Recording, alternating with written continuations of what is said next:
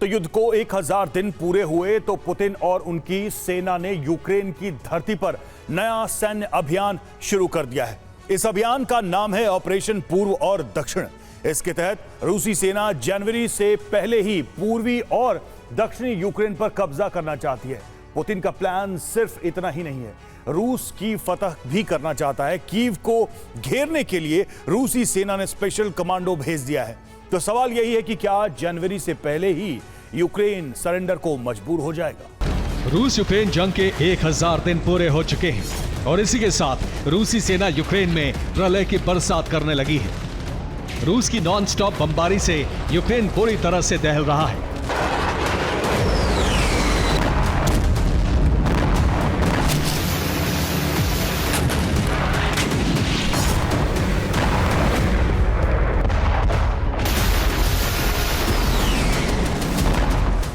एक 1000 दिनों की जंग में किसे कितना नुकसान हुआ, किसे बढ़त मिली, इसकी पूरी रिपोर्ट हम आपको देंगे।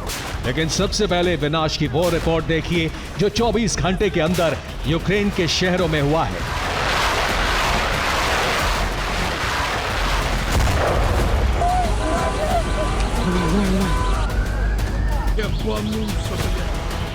कीव में रूसी सेना इस्कंदर मिसाइलों की बरसात कर रही है। रूस की नॉन स्टॉप बमबारी से यूक्रेन की राजधानी पूरी तरह दहल रही है।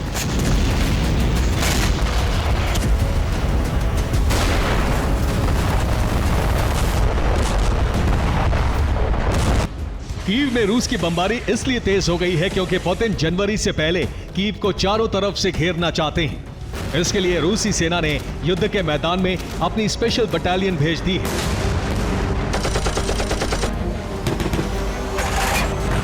ये बटालियन कीव से लगते प्रांतों में जबरदस्त रक्तपात कर रही है।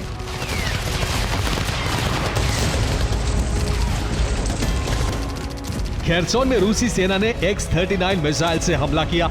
अटैक में वो इमारत तबाह हो गई जिसका इस्तेमाल यूक्रेनी फोर्स बेस के रूप में कर रही थी।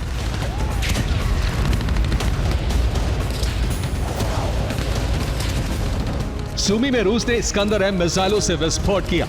हमले में यूक्रेन का हथियार गोदाम तबाह हो गया।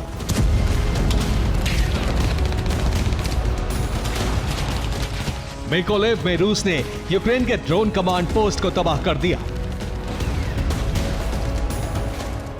पोक्रोवस्क में रूस ने यूक्रेन के ड्रोन रिले स्टेशन को तहस नहस कर दिया।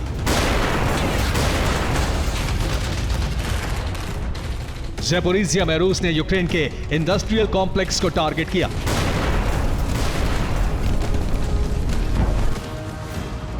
रूसी सेना ने भीषण हमला कर खेरसोन के नोवो अलेक्सेवका शहर पर कब्जा कर लिया।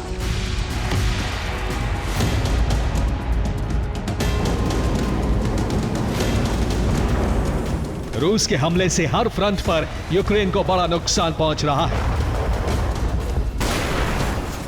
यूक्रेनी फोर्स के लिए हालात लगातार खराब होते जा रहे हैं। यही वजह है कि अपने सैनिकों का हौसला बढ़ाने के लिए ज़ेलेंस्की फ्रंट लाइन पर पहुंचे। ज़ेलेंस्की पहले पोक्रोवस्क गए, उसके बाद कुपियांस्क पहुंचकर जंग लड़ रहे जवानों को सम्मानित किया।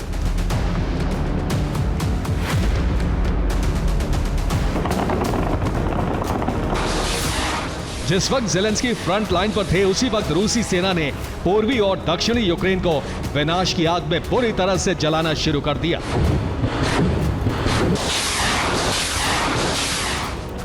दक्षिणी यूक्रेन में रूस ने पोर्ट सिटी ओडेसा को भी जला दिया। रूस ने ओडेसा पोर्ट पर भीषण बमबारी की जिसकी वजह से बंदरगाह को काफी नुकसान पहुंचा। इतना ही नहीं, रूस ने ओडेसा के रिहायशी इलाकों को भी टारगेट किया। रूस के हमले में एक इमारत तबाह हो गई, 8 लोग मारे गए, 40 से ज्यादा घायल हैं।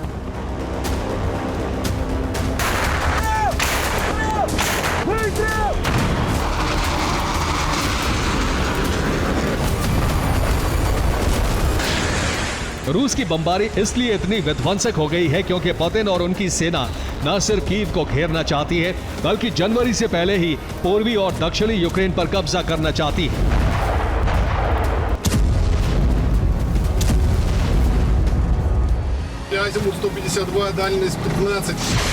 इस लक्ष्य को हासिल करने के लिए रूस ने पूरी ताकत झोंक दी है।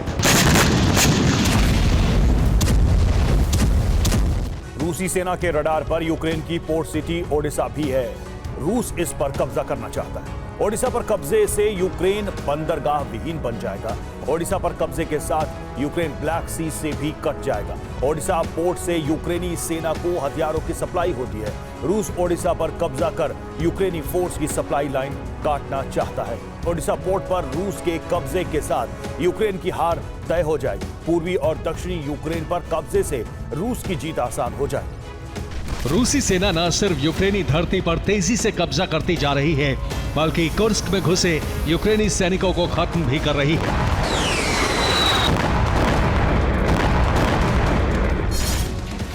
इस काम में रूस की मदद कर रहे हैं उत्तर कोरिया के 11,000 सैनिक। क्रेमलिन ने उत्तर कोरिया के सैनिकों को कुर्स्क में मौजूद यूक्रेनी फोर्स को खत्म करने का टास्क सौंपा है। रूस कुर्स्क में जंग के लिए हर महीने एक उत्तर कोरिया के सैनिक को 2 लाख रुपए दे रहा है। इसका मतलब यह हुआ कि रूस उत्तर कोरिया के 11,000 सैनिकों को हर महीने 220 करोड़ रुपए दे रहा है।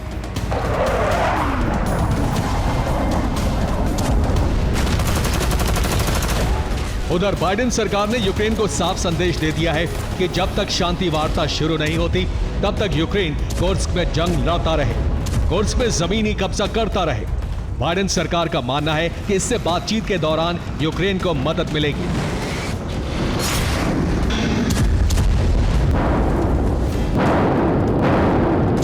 जंग में बने रहने के लिए यूक्रेन ने मिसाइलों और ड्रोन का प्रोडक्शन बढ़ा दिया है। ज़ेलेंस्की ने ऐलान किया है कि यूक्रेन लंबी दूरी तक मार करने वाले 30,000 ड्रोन और 3,000 क्रूज मिसाइलें बनाएगा।